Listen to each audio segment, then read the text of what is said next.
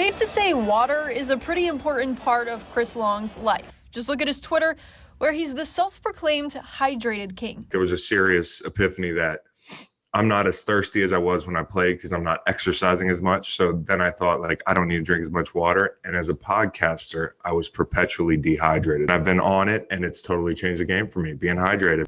While he puts a lot of emphasis on his H2O intake, it's the water he provides for others that makes a splash.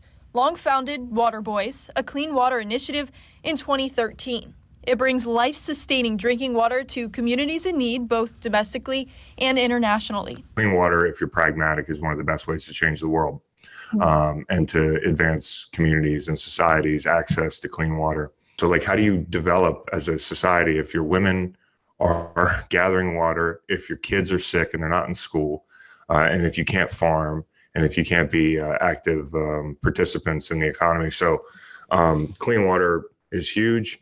When Long's not tackling thirst, he's talking football on his podcast, Greenlight.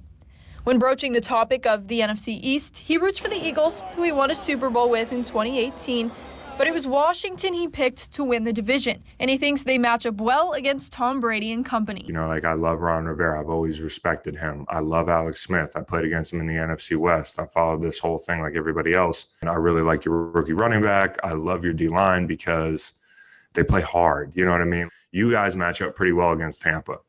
I don't know how that game goes, but I know that that's not who Tom would rather play coming out of the East. And like Long, Washington's thirsty. Only instead of for water, it's for a postseason victory.